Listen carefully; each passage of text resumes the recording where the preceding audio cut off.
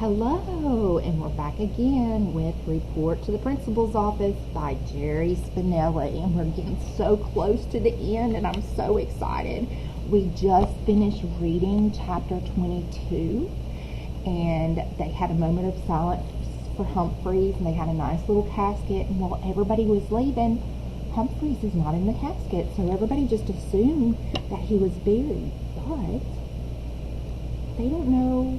They asked Pickles if he buried him, and he said no. And he asked them, and they said no. So where is Humphreys? Let's see. I asked you to make an inference. Let's see if your inference was correct. Chapter 23.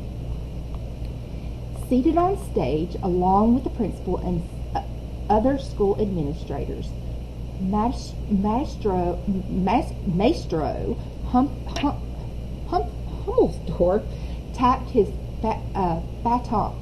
baton nervously on the side of his chair. His hands were clammy. He had bitten off too much. Was he about to make a fool of himself? For the past 2 weeks he had rehearsed the students as much as he could in their separate music periods. For the most part, they had learned their limited parts well, but not once they had practiced together.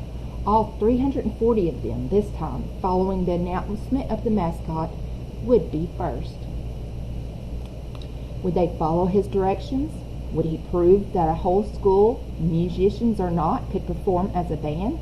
Would it in fact be the whole school, all 340 of them, or 339, because we know who's not wanting to cooperate?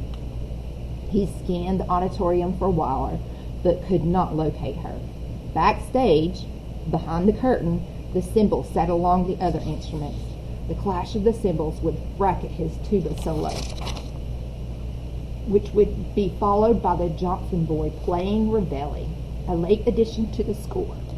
Reveille, wake up, a new beginning, a new school year, a new school, the perfect finale. He loved it.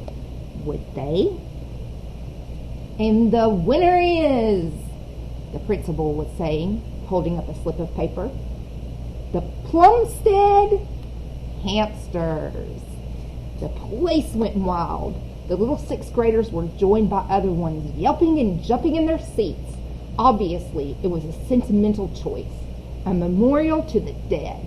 Who knows how many votes the animal piled up just by croaking. Personally, Hummelsdorf detested the choice. Marching bands tended to take on the names of their school's mascots. He cringed at the thought of the Strawberry Festival parade next spring. Someone at a microphone announcing as they passed the reviewed stand. And here they come, ladies and gentlemen, the famous Plumstead Middle School Marching Hamsters. And now the principal was saying it's time for the music. And the curtain was whooshing open, and the audience was getting up, while the principal and other assembly speakers pulled their chairs from the stage. Hummelsdorf took his place at the podium, front and center. Only scattered teachers remained in the seats now, as the students poured down the aisles and onto the wings. He felt a small surge of power. He turned to face the students clomping onto the stage. He had given them all diagrams, so they knew where to stand or sit.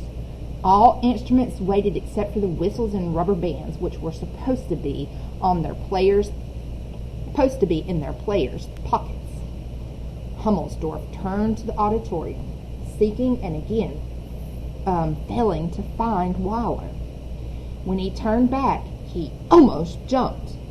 There she was, in front, a few feet to his left, holding the cymbals by her sides, as he had shown her.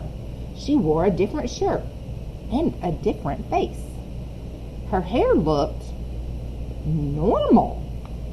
The students were testing their instruments, producing a jumbled junkyard of toots, tweets, bams, and twangs.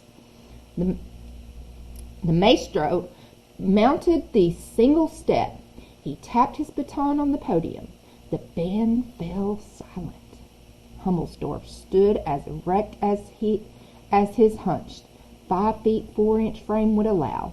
Whenever he stood at the podium, all those eyes looking up, waiting for him, he felt he was the tallest person in the world. He raised his arms. At his back, the vast, expectant stillness swelled like a balloon to the bursting point. He turned to the 20 whistles. Ready? He mouthed silently and prayed they were. He brought the baton down. 20 whistles. Well, 19. Tweeted in unison. 4 quick notes. They were off. For the first time, Hummelsdorf was hearing what before he had only imagined in his inner ear. He was pleased, even surprised. By Beethoven, this wasn't bad. Even his defective hearing could tell that. Sure, it was jangled and raucous, but in a quirky sort of way, sure, it was amateurish. But in an honest, genuine sort of way, the dueling kazoos and soda bottles, the primitively happy clamor of the buckets and spoons, the washboard steering racket made him want to march. The perfectly comical twang, the rubber bands behind him he thought had heard outbursts of laughter and clapping. In his band faces he saw the approval of the audience. Maybe they weren't the Philharmonic, but they were entertaining. The last part was coming up. He nodded to Waller. She brought the cymbals up from her sides, her eyes fixed on his. With a brisk downbeat, he snapped off the washboard's final row, his arms aloft. He held the silence. He held the world for 1 second, 2, 3. He turned full face to Waller and gave the downbeat a sledgehammer blow. Waller's hands leaped together, letting the force of the collision drive them apart, turning the cymbals outward like a broad brass petal flower, letting the sound bloom over the auditorium, just as he had taught her. Almost forgetting himself, he laid down the baton and took up his tuba. He worked his lips briefly, cleared his throat, took a deep breath, and blew. The first thing that came out was a strangled belch of a note such as Hummelsdorf had never heard, much less produced before. The second thing was a hamster. Oh no! Humphrey! Cried several voices as the animal clung momentarily to the tuba's massive rib, then dropped to the stage floor. Rodent! Bawled a voice from the audience, and a dozen teachers screamed and jumped onto their seats. The stage was in tumult. 340 band members and other conductors lunged and shrieked at once. There he is! There! There! Stuff your pants in your socks! They crawl up legs. Ew! Chairs clattered, buckets clanged. Who was chasing whom? It was hard to tell. So loud was the commotion that no one heard when Sonny Waller started screaming. Stand still! You'll step on him! The tumult was fully into its third minute, and Sonny still screaming in vain when Eddie Mott came up to her, grinning as usual. One hand covered the mouth of his trombone. I stuck it in front of him, he said, and he scooted right in. Gaping in disbelief, Sonny meekly obeyed when he said, Put your hand over mine. He pulled his hand away, leaving hers to cover the trombone. They have it, someone shouted. Look! The commotion ceased. All eyes turned towards the 6th grade girl holding the trombone. Eddie nodded. Go ahead. Carefully, Sonny reached into the mouth of the instrument when she withdrew with a tiny, furry, caramel-colored bundle in her fingers. A full school cheer erupted from the stage, and for the first time since she had arrived at Plumstead, looking straight at Eddie Mott, no less, Sonny smiled. Along with the chants of Humphrey, Humphrey, the notes of Ravelli filled the auditorium. What in the world? So Humphrey's still alive? That's crazy.